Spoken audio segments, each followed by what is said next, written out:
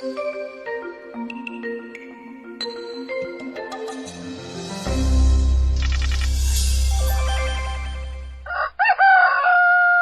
មវិធីស្ត្រីក្នុងក្តីសង្ឃឹមសូមជម្រាបសួរចាដែលនៅថ្ងៃនេះបងប្អូននៅតែជួបជាមួយនឹងយើងខ្ញុំទាំងពីរអ្នកដដែលគឺពិសេសនិងបងស្រីណាវីចាពិតមែនហើយបងប្អូនស្ត្រីបន្ទាប់ពីបែកគ្នាអស់រយៈពេលមួយសប្តាហ៍មកតើបងប្អូនសុខទុក្ខយ៉ាងណាដែរចុះអាកាសធាតុនៅតំបន់ដែលបងប្អូនរស់នៅវិញយ៉ាងណាដែរក្តៅខ្លាំងឬក៏មានភ្លៀងធ្លាក់ខ្លះហើយចាបងណាវីសង្ឃឹមថាបងប្អូនស្ត្រីយើងពួកគាត់មានសេចក្តីសុខសាន្តមកពីព្រះជាម្ចាស់ដូចជាយើងទាំងពីរអ្នកនៅទីនេះផងដែរចាហើយសូមថែរក្សាសុខភាពផងដែរនៅខែនេះបងណាវីមែនហើយចាចង់នឹងថាមេរៀនរបស់យើងនៅថ្ងៃនេះមានអត្ថន័យយ៉ាងណានោះសូមកុំតាន់អានទៅណាសូមនៅជាមួយនឹងកម្មវិធីរបស់យើងដូចតទៅចាសូមអញ្ជើញ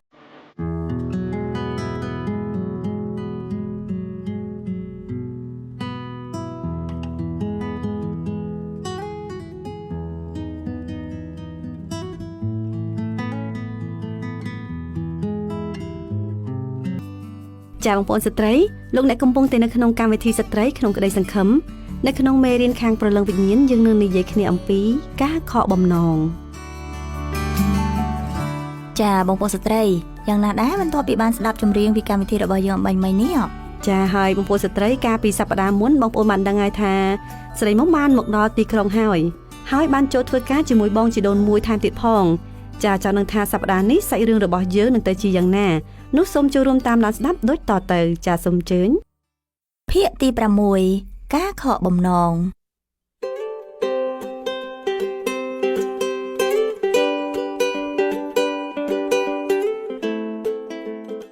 ស្រីមុំភ្ញាក់ពីគេងក៏បែរមកដាស់សំភ័របងសំភ័រក្រោកឡើងបងមកជួយខ្ញុំចិត្តដល់ម៉ោងធ្វើការហើយហាម៉ោងម៉ានហើយម៉ោង7ជាងឯណាបងអើយទៅថ្មនឹងសោះគេងតិចទៀតទៅអត់ទេបងខ្ញុំបារម្ភឲ្យខ្លាចក្រោកឆាប់មកហើយឯងញ៉ៃទៅងូតទឹកទៅចាំបងជួយផាត់មកបិទបាំងស្នាមមុខនឹងអូបងធ្វើបានដែរបងហើយទៅនៅសួនហ្នឹងហើយពេលស្រីមុំចេញពីបន្ទប់ទឹកនាងឃើញសំភ័របានរៀបចំប្រដាប់ប្រដាផាត់មុខរួចហើយសំភ័រហៅស្រីមុំមកអង្គុយនេះមកចាំបងផាត់មុខឲ្យស្រីមុំរត់ទៅអង្គុយនៅមុខសំភ័រហើយញញឹមសំភ័រចាប់ផ្ដើមផាត់មុខឲ្យស្រីមុំមួយសន្ទុះក្រោយមកមុខរបស់ស្រីមុំក៏រួចរាល់សំភ័រនិយាយហើយណែមើលកញ្ចក់មើលមិនដែរស្រីមុំងាកមុខមើលកញ្ចក់ក៏បើកភ្នែកនឹងមាត់ធំហើយងាកមើលឆ្វេងមើលស្ដាំជាពិសេសកន្លែងមានស្នាមរួចលាន់មាត់ថាវ៉ាវមុខខ្ញុំស្អាតម៉េះស្នាមក៏មើលមិនសូវឃើញដែរបងឥឡូវបកែណាអត់ដូចកាវីតូទេផាត់មុខខ្ញុំមកឡើងដូចឈួតហាហើយងំលឹករឿងហ្នឹងបងខ្វះគេសំភ័រឥឡូវជាជំនាញហើយដឹងនៅនិយាយចប់សំភ័រក៏ងាកមើលនាឡិកាអូដល់ម៉ោងល្មមតើទៅធ្វើការស្រីមុំនិងសំភ័រមកដល់ហាងហើយធីតាក៏ហៅពួកគេទៅជួបស៊ីមុំនេះជាលក្ខណៈពីថ្ងៃនេះទៅឯងត្រូវជួយគាត់និងរៀនសូត្រពីគាត់ចាបងតោះស្រីមុំទៅជាមួយខ្ញុំលក្ខណៈក៏នាំស្រីមុំទៅបន្ទប់ដាក់កន្សែងរួចចង្អុលប្រាប់ស្រីមុំនេះកន្សែងប្រឡាក់ឥឡូវឯងបោកវាឲ្យស្អាតសិននៅចាំរកខ្ញុំណាស្រីមុំសម្លឹងមើលគំនរកន្សែងរួចគិតក្នុងចិត្តថាម៉ែអើយអីក៏ច្រើនម៉េះបោកពេលណាទៅហើយទៅស្រីមុំរវល់គិតលក្ខណៈក៏ស្រែកធ្វើឲ្យស្រីមុំភ្ញាក់ហេស៊ីមុំហើយយកខ្ញុំនិយាយអត់មិនគឺនៅស្ងៀមមិនឆ្លើយអញ្ចឹងស្រីមុំភ្ញាក់ព្រឺតអូចាបងខ្ញុំយល់ហើយប៉ុន្មានម៉ោងក្រោយមកសំភ័រចូលមកហៅស្រីមុំទៅញ៉ាំបាយមុំតើដល់ម៉ោងទៅញ៉ាំបាយហើយអូនពេលនោះស្រាប់តែលក្ខណៈចូលមកអីគេបោកកសែងអត់ទាន់ហើយចង់ទៅញ៉ាំបាយទៀតលឺអញ្ចឹងសំភ័រក៏និយាយបងលក្ខណៈប៉ុន្តែនេះដល់ម៉ោងញ៉ាំបាយហើយណាបង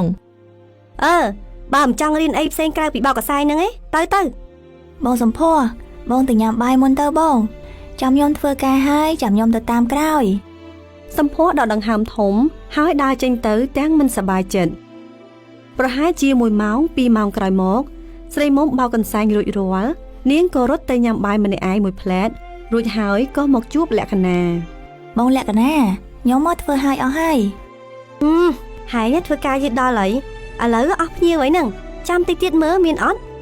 និយាយចប់ក៏មានភ្ញៀវម្នាក់ចូលមកដល់ អូមានភ្ញៀវហ្នឹងឈរនៅនេះចាំជួយខ្ញុំ ខ្ញុំត្រូវជួយយ៉ាងម៉េចទៅ ហើយមិនបាច់ធ្វើអីទេចាំតែហុចរបស់ឲ្យខ្ញុំទៅបានហើយ ស្រីមុំក៏ឈរហុចរបស់របរឲ្យលក្ខណៈតែស្រីមុំហុចមិនត្រូវសោះព្រោះស្រីមុំមិនដែលស្គាល់របស់អស់ទាំងនោះម្យ៉ាងនាងចាប់អារម្មណ៍មើលជាងនៅក្បែរនឹងផងធ្វើឲ្យលក្ខណៈមិនពេញចិត្តហើយស្ដីឲ្យទៀត ហ៊ីស្អីក៏មិនចេះហើយមិនយកចិត្តទុកដាក់នឹងខ្ញុំទៀតបែរទៅមើលអីណានោះវិញ ដល់ម៉ោងហាងបាត់ហើយស្រីមុំរកសម្ផស្សហើយដើរទៅផ្ទះជាមួយគ្នា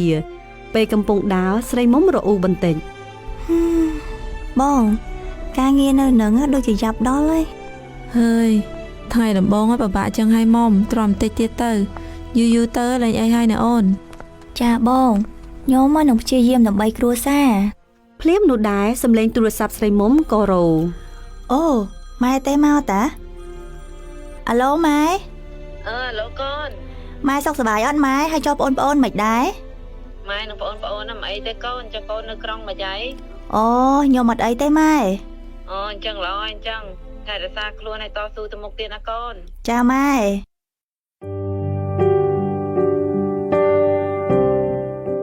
ព្រឹកនេះស្រីមុំភ្ញាក់ពីគេងក៏ចាប់ផ្ដើមគិតពីការងារដែលនាងធ្វើមួយរយៈនេះហើយក៏និយាយទៅកាន់សម្ផស្ស បងសំភ័រខ្ញុំមកធ្វើការនេះចិត្តបានមួយអាទិត្យហើយតែដូចជាមិនល្អប្រសើរឡើងសោះថ្ងៃណាក៏ធ្វើការដដែលនឹងត្រូវមាត់គេរហូត សម្ផស្សឮហើយក៏ដើរទៅអង្អែលខ្នងប្អូនហើយនិយាយ ម៉មអើយអូនឯងកុំតើចោះចាញ់ណាអូនទៅធ្វើការបានមួយរយៈអញ្ចឹងហើយតិចទៀតឯងនឹងយកពីការងារពួកគេនឹងលេងថាឲ្យឯងទៀតហើយ ស្រីមុំឮហើយក៏ងក់ក្បាលហើយឆ្លើយដោយសំឡេងតិចដូចជាមិនមានសង្ឃឹម ចាបងខ្ញុំមកនឹងតស៊ូ ពេលចូលដល់ក្នុងហាងភ្លាមពួកគេក៏ត្រូវធីតាហៅទៅជួបជុំគ្នា មកទាំងអស់គ្នាខ្ញុំមានរឿងមួយចង់និយាយថ្ងៃនេះខ្ញុំចង់ឲ្យអ្នកទាំង3ធ្វើការប្រកួតប្រជែងផាត់មុខហើយលក្ខណៈសម្ផស្សនិងសីមុំត្រូវឲ្យគេផាត់មុខឲ្យផាត់មុខរួចខ្ញុំជាអ្នកដាក់បន្ទុកហើយនឹងកាត់សេចក្តី លឺអញ្ចឹងស្រីមុំភ្ញាក់ហើយចងចិញ្ចើមរួចទាញដៃសម្ផស្សមកហើយខ្សឹបថា បងលាងមុខចេញអញ្ចឹងគេឃើញស្នាមមុខខ្ញុំហើយ សម្ផស្សមិនទាន់បាននិយាយអ្វីផងធីតាក៏ដេញពួកគេឲ្យលាងមុខពេលស្រីមុំចូលដល់បន្ទប់ទឹកនាងចាប់ផ្ដើមលាងមុខបន្តិចម្ដងរួចសម្លឹងក្នុងកញ្ចក់ហើយគិតថា ខ្ញុំមកបិទបាំងស្នាមនេះមួយរយៈហើយខ្ញុំមកមិនចង់ឲ្យពួកគេឃើញសោះតើពេលពួកគេឃើញស្នាមមុខខ្ញុំគេគិតថាខ្ញុំអាក្រក់អត់ណោះ ចេញពីបន្ទប់ទឹកស្រីមុំក៏ដើរទៅកន្លែងផាត់មុខស្រីមុំព្យាយាមយកសក់មកបាំងមុខខាងស្ដាំរបស់នាងហើយដើរអោនមុខរហូតចៃដន្យនាងដើរប៉ះលក្ខណៈហើយលក្ខណៈក៏ស្រែក ហើយដើរមិនហ្នឹងហើយទៅលាក់សក់ទៀតហើយគេផាត់មកហើយមិនកើតទៅចង់សក់ចង់អីចេញណា ស្រីមុំក៏ចងសក់ឡើងពេលលក្ខណៈឃើញស្នាមមុខស្រីមុំនាងភ្ញាក់ផ្អើលយ៉ាងខ្លាំងហើយបោកភ្នែកធំមិនទាន់បាននិយាយអីផងស្រីមុំក៏ដើរទៅរកកន្លែងផាត់មុខស្រីមុំអង្គុយចុះឲ្យគេផាត់មុខប្រកួតគ្នាអ្នកដែលផាត់ឲ្យស្រីមុំឃើញមុខស្រីមុំអញ្ចឹងគេក៏រអ៊ូតិច លោកអីមិនមុខឯងមានស្នាមក្រក់ម៉េះធ្វើម៉េចខ្ញុំផាត់បានស្អាតទៅ ស្រីមុំឮហើយឈឺចាប់យ៉ាងខ្លាំងតែនាងព្យាយាមទប់ទឹកភ្នែកហើយអង្គុយបន្តការផាត់បានរួចរាល់ធីតាក៏ធ្វើការដាក់បន្ទុកចុងបញ្ចប់ធីតារើសបានអ្នកពូកែ2នាក់គឺអ្នកផាត់មុខឲ្យលក្ខណៈនិងសម្ផស្សតាំងពីការប្រកួតផាត់មុខចប់ស្រីមុំមានទឹកមុខស្រងោតស្រងាត់រហូតនាងធ្វើការដូចគ្មានអារម្មណ៍នៅក្នុងខ្លួនកំពុងអង្គុយផ្លឹកម្នាក់ឯងស្រាប់តែសម្ផស្សទះស្មាស្រីមុំ តោះទៅផ្ទះដល់មកហើយ ចាបងតែខ្ញុំសុំទៅយកអីវ៉ាន់សិនបង ស្រីមុំដើរទៅរៀបចំអីវ៉ាន់ភ្លាមនោះម្នាក់ដែលផាត់មុខឲ្យស្រីមុំដើរមកចិត្តហើយខ្សឹបដាក់ត្រចៀកដោយខឹងថា មកពីឯងនឹងឯងបានខ្ញុំចាញ់ ស្រីមុំឮហើយឈឺខ្លាំងទ្រាំមិនបានទឹកភ្នែករបស់នាងស្រក់តក់ហើយស្រីមុំបន្តប្រមូលអីវ៉ាន់ដើរចេញយ៉ាងប្រញាប់ពេលធ្វើដំណើរតាមផ្លូវទៅផ្ទះស្រីមុំបានគិតក្នុងចិត្តថា ខ្ញុំមកទ្រាំលេងបានហើយខ្ញុំមិនសមនឹងការងារនេះទេមុខខ្ញុំអាក្រក់គេប្រមាថមើលងាយខ្ញុំណាស់ខ្ញុំមកនឹងនិយាយជាមួយនឹងបងសម្ផស្ស ប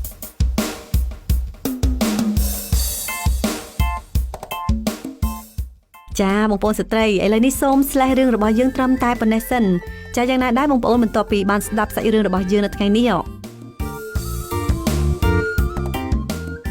ហេតុអ្វីបានជាអ្នកគិតថាមនុស្សឲ្យតម្លៃទៅលើរូបរាងខាងក្រៅចំពោះមនុស្សម្នាក់ខ្លាំងម្ល៉េះ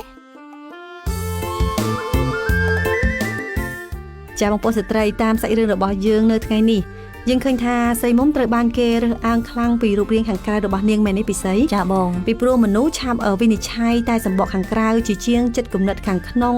ហើយមិនឲ្យតម្លៃនិងគោរពអ្នកដទៃឯគិតថាខ្លួនឯងល្អប្រសើរជាងអ្នកដទៃជាដើម ចាត្រូវឲ្យបងណាវីសូម្បីតែសង្គមបច្ចុប្បន្នក៏មានរឿងនេះកើតឡើងផងដែរ ចាបងប្អូនស្ត្រីតើនឹងមានរឿងពិបាកអ្វីកើតឡើងទៀតនៅកន្លែងធ្វើការនៅសប្តាហ៍ក្រោយចាដូច្នេះសូមកុំភ្លេចរងចាំស្ដាប់ទាំងអស់គ្នាណា ចាឲ្យបងប្អូនស្ត្រីសាច់រឿងខាងលើគឺដកស្រង់ចេញពីសៀវភៅទ្វារទៅរកជីវិតថ្មីនិពន្ធដោយសុកចិន្តានិងហុងលីលីបោះពុម្ពផ្សាយដោយអង្គការស្ពានសន្តិភាព ចាបងប្អូនស្ត្រីឥឡូវនេះសូមបានចូលរួមអធិដ្ឋានជាមួយនឹងយើងខ្ញុំទាំងពីរនាក់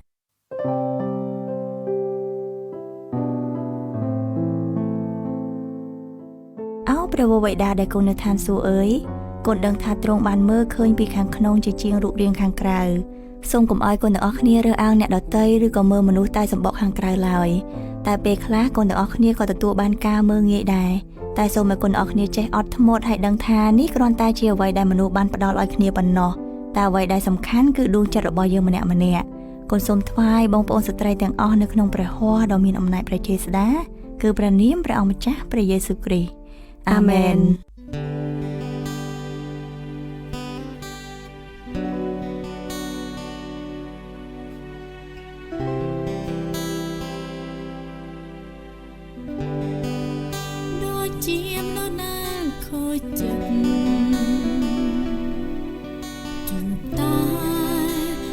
ងងឹតអិតរាំងស្មៃមានមិត្តជាចិត្តដែលឈឺផ្សាហើយតើអ្នកណាដែលអាចយល់បានជួយរំលែងឲ្យចិនខ្ញុំធូរស្បើយផង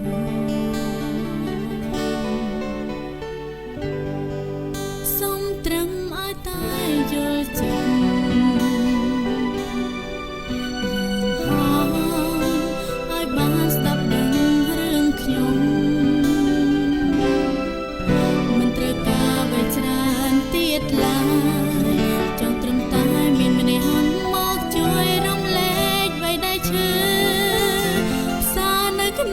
ជីវា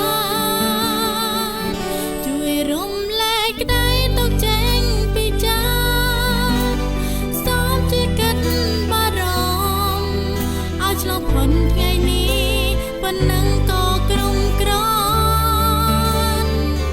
ហើយចែកក្តីស្នេហ៍ឲ្យមនុស្សដូចខ្ញុំដែលគ្មានកម្លាំងផ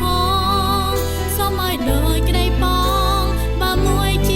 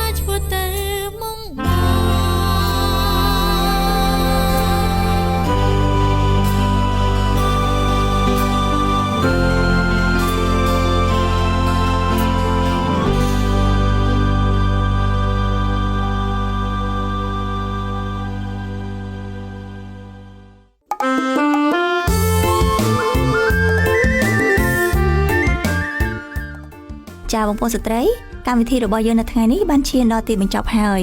ចាក៏សូមអរគុណដល់ប្រិយមិត្តអ្នកស្ដាប់ទាំងអស់នៅថ្ងៃនេះដែលបានចំណាយពេលដ៏មានតម្លៃក្នុងការចូលរួមស្ដាប់កម្មវិធីរបស់យើងនៅថ្ងៃនេះតាំងពីដើមរហូតដល់ចប់ផងដែរ ចាពិតមែនហើយយើងខ្ញុំទាំងពីរអ្នកសង្ឃឹមថាពីកម្មវិធីនៅថ្ងៃនេះនឹងបានលើកទឹកចិត្តទៅដល់បងប្អូនស្ត្រីទាំងអស់ហើយក៏សង្ឃឹមថាបងប្អូននឹងយកអ្វីដែលយើងខ្ញុំបានជម្រាបជូននៅថ្ងៃនេះទៅពិចារណាផងដែរ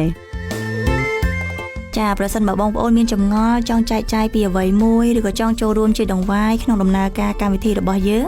នោះបងប្អូនអាចទំនាក់ទំនងមកកាន់ទូរស័ព្ទលេខ092 60 60 51គឺលេខ092 60 60 51និងមួយខ្សែទៀត088 456 44និង55គឺលេខ088 456 44និង55ឬតាមរយៈ Facebook Page កម្មវិធីស្ត្រីក្នុងក្តីសង្ឃឹមនោះយើងនឹងស្វាគមន៍ដោយក្តីរីករាយ កម្មវិធីស្ត្រីក្នុងក្តីសង្ឃឹមផ្លាស់ដល់អង្គការសកលកម្ពុជាសហការឧបត្ថម្ភដោយធនាគារ Philip កម្មវិធីស្ត្រីក្នុងក្តីសង្ឃឹមសូមលំអរការជម្រាបលាប្រិយមិត្តអ្នកស្ដាប់ត្រឹមតែប៉ុណ្ណេះសិនចាយើងទាំងពីរអ្នកសន្យាថានឹងវិលមកជួបគ្នាម្ដងទៀតនៅសប្តាហ៍ក្រោយតាមពេលវេលាដដែលនិងម៉ោងដដែល ចាហើយក៏សង្ឃឹមថាបងប្អូននឹងមានពេលវេលាចូលរួមក្នុងការស្ដាប់កម្មវិធីរបស់យើងនៅសប្តាហ៍ក្រោយទៀតផងដែរ ចាត្រូវហើយព្រោះនៅត្រូវតែមានសង្ឃឹម ពេលនេះនាងខ្ញុំណាវី នាងខ្ញុំពិសីសូមជម្រាបលាសូមព្រះប្រទានពរ